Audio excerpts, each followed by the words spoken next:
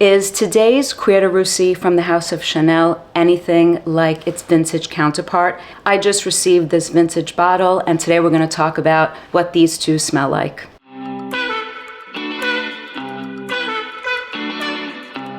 Hi guys, welcome back. I hope everyone is doing great. Today we're talking about another Chanel fragrance, one of my favorites, Cuir de Russie, which translates to Russian leather. Cuir de Russie was released from the house of Chanel all the way back in 1927. Chanel number 5 was actually released before Chanel's Cuir de Russie. I think it was released in 1921. And the fragrance has had a lot of changes. Obviously, what we have today in the current version, the EDP, has obviously been reformulated many times over since 1927.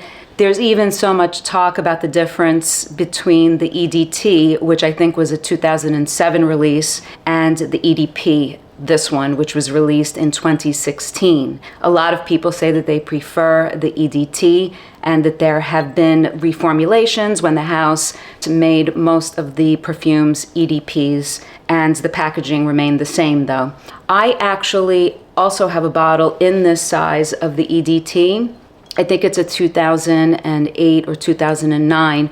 But for this video, I decided to grab the EDP since this is what's out there. This is what is available pretty much, even though you can search for the older formulations. This is pretty much what is available to us. And so I thought that I would compare this one to a few other Cuir de Russies that I've purchased over the last year. So I acquired this, which I'm actually not sure of the year of this one. It could be the 90s, it could be the 80s. It's one of those bottles with the black cap that is not removable. You just spray it right from the top of the bottle. So this is an EDT, and I'm not sure what year this is from. I purchased it from a really great seller, but it did not come with the box, and the box is what helps, for the most part, identify when the fragrance might be from. This, just by looking at the bottle, and I haven't done too much research, I think it might be from the 90s, but I'm not sure. And then I spotted a vintage bottle that was an EDT, and I just received it today, and this is it. This came without a box, but it was sealed, so I did remove this from the top of the bottle before the video because I didn't want to sort of do that on video, and it did take quite some time to get this off, so I'm glad that I did that. So this was completely sealed. Look at the color of the juice, it's pretty dark. And even though this did not come with a box, I purchased it from a reputable seller. I do know that because Eau de Toilette is at the top above the Chanel, I know that that predates 1995, because after 1995, the word Eau de Toilette was underneath the Chanel.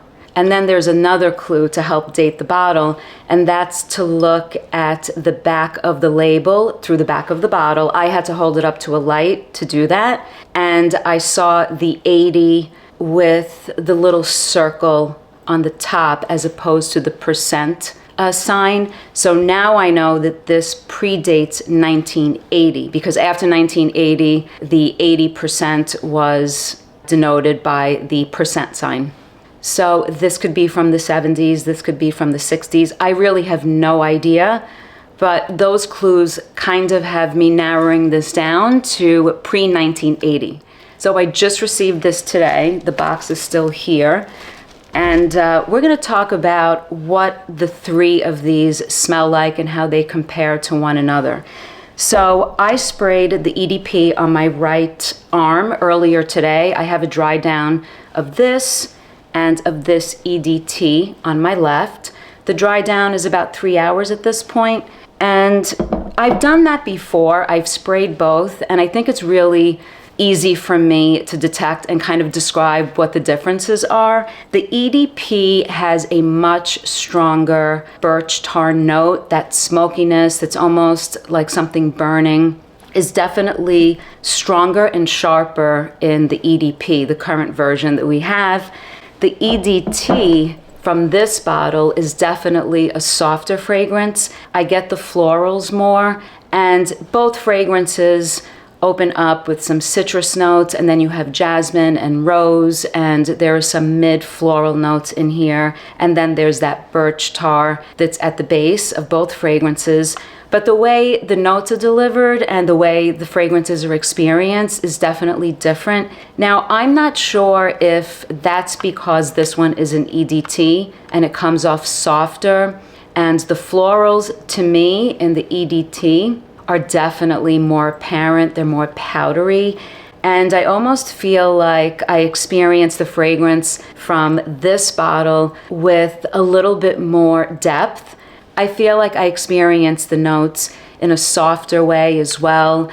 I feel like I get more of the florals, and I feel like that birch tarry part of the fragrance, I feel like it's a little bit less and a little bit to the background when I compare it to this one. The EDP that we have these days definitely has a more prominent birch tar note. It has the florals, yes. It opens up with that floral and slightly citrus opening, but I feel like the birch tar is definitely sharper, more apparent. And this fragrance, I feel, is a little bit more flat or maybe a little bit more linear, while this EDT, I feel like, has maybe some more depth to it, and I can experience this nice, soft, floral part of the fragrance with this slight hint of birch tar that's a little bit more in the background to my nose with this one. So that's how I experience them when I first spray them, and I compare as they dry down. I have worn this on skin to work a few times, and even though it seems like it goes closer to the skin, it's still enjoyable and I would still get wafts of this. However, this one, I have to admit, has a little bit more sillage and maybe projection, and it's a stronger fragrance. But sometimes stronger is not necessarily better. This one, again, has more of the birch tar, so if that's what you like, then I guess this one would be better for the people that would like the birch tar to be more prominent. And if you like the birch tar more quiet and more in the background, and you like the idea of the florals and a softer, more powdery experience of Cuir de Russie, then this one definitely is that. So there are differences, absolutely and for sure. And now they're pretty much in the dry down. And the birch tar still on my right arm is like this sharper note that jumps out at me, while here, this vintage older EDT is just a softer, more powdery fragrance. Both of them are leathery. Both of them give you a leather sort of feel, but I prefer this one, I would say. I think I do prefer this one. So this, I'm actually decluttering from my collection because I have this in the EDT and I enjoy it a little bit more than the EDP. So that's where we are with that. Now let's turn our attention to this one that we've determined predates 1980. We don't know when it's from. I'm gonna have to do more research and see. The bottom of the bottle just looks like this. There's no sticker or writing, and that's the cap. And my vintage bottles of Chanel fragrances, I have a vintage number 19. I also have a vintage Bois de Zile. It's fantastic. Beautiful, beautiful fragrance. That will be in a video comparing it to my current EDP Bois de Zile. So they all look like this. They're all splash. And I hate to decant because I kind of enjoy keeping them in their original bottle, and I don't really like to put things inside. I would have to put something in here to sort of extract the fragrance. So I have this here on my arm, and I will tell you before I apply some more, this is absolutely stunning. This is a stunning fragrance that is completely different from both this and the EDP in the current version. So it's beautiful. The dry down is this beautiful leather texture without any of that birch tar. Actually, it has a slight smokiness, and I will tell you what it reminds me of and what perfumer I realized, not that I didn't know, but I realize is an excellent perfumer. So this opens with a beautiful, it's absolutely stunning. I can't stop raving about this. It opens with this beautiful, slightly aldehydic combination of citrus slash soft florals, and there is a texture to this that gives you a leather, and it is the finest leather that you can imagine getting your fingers on. Smooth, like a smooth butter. It's not rough whatsoever. There's nothing birch tarry about this, and it smells nothing like this. Nothing like it. It is a leather that comes as a texture in the fragrance that is so smooth, which is similar to the texture that you get in something like Dior Privé's Cuir Canage, which is a discontinued fragrance. It's a texture. It's soft. It's smooth. It's beautifully blended with these beautiful florals. It's absolutely stunning. I get vetiver in here as well. I am new to vetiver in fragrances, and I'm really learning to appreciate, I've come to appreciate vetiver in fragrances. I like vetiver. I have Sycamore by Chanel. I enjoy it. It's nice.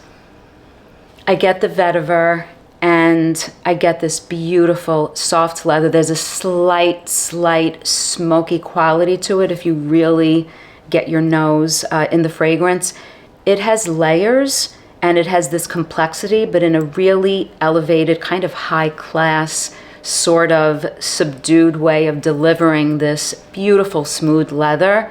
I was actually really surprised how different this is from the current version of Cuir de Russie. They're two completely different fragrances. I get something of a heliotrope in here, which I read is in the Eau de Cologne vintage version of Cuir de Russie. I feel that I pick it up along with the other soft florals in here, and the vetiver is obvious, and there might be cedar in here, but what really impresses me is the texture of the leather and how smooth, something along the lines of Cuir Canage. So if you're familiar with Cuir Canage, that's sort of what I'm describing. If you could imagine, this is sort of in that world, but this one is absolutely better. I'm really impressed. It's a stunning fragrance. It's really beautiful. And it's interesting that this arrived today, because for the past 3 days, I have been testing this fragrance here that I think, now that I got my nose on this vintage Cuir de Russie, I think this deserves mentioning. I am really impressed with Liz Moore's and the House of Papillon. This is the new fragrance Ipona, was released in 2024. So after getting my nose on this vintage Cuir de Russie, I have to say that this fragrance is an amazing creation that is in the world of this, I want to say, old world leather style of a fragrance, of a leather fragrance. And actually, that's what Persolaise said about this when he tested this fragrance on his channel. I was watching as many reviews as I could watch or read, and really couldn't find any on Ipona. Just Ramsey and Persolaise mentioned this.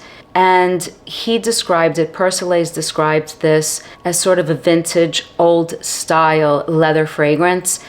It has this soap saddle note in here, and it's a little horsey, and there's hay, and I think there are some soft components that are a little bit powdery and floral as well in Ipona. I'm not saying that it smells like vintage Cuir de Russie that I have here, but I will tell you that it is in this same genre. I'm going to put a little bit of Ipona on just to remind myself. I've been applying this repeatedly between yesterday, today, and I think the day before. I'm almost done with this little decant from Lucky Scent, and I really like this. There's something brighter and sharper, but that's the opening. As Epona dries down and that soapy aspect takes over, it is a nice fragrance that kind of gives you that horsey vibe, like you're in a horse stable, but nothing dirty. It's actually very soapy and clean, but you have an equestrian sort of feel from the fragrance. I think it's really well done, and I think that it is sort of a vintage style of leather fragrance, equestrian sort of leather fragrance, without going into birch tar smoky, like the newer versions of the Chanel Cuir de Russie. Yeah, that sharpness has already subsided, and there's something really clean that comes through. And it's like smelling a saddle soap, something soapy, something clean, and equestrian for sure. But this one is amazing. What a beautiful, beautiful leather fragrance. So that's my take, my comparison between these three Chanel Cuir de Russie, the current EDP version, the EDT that might be from the 90s or the 80s, and the EDT that predates the 80s. We don't know when this is from exactly, but we know that it is before 1980. And I would say that Papillon's Epona is worth getting your nose on. I think it's a very, very lovely leather fragrance. She's really talented, and she's very, very good at creating vintage style fragrances. And I think I realized today for sure that this one is kind of a vintage style leather fragrance. So let me know in the comments if you guys have gotten your nose on any other version of Chanel's Cuir de Russie and what your thoughts are, and if you've smelled Epona from the House of Papillon. Thank you so much, guys, for watching, your comments, and your support. Until next time, bye, guys.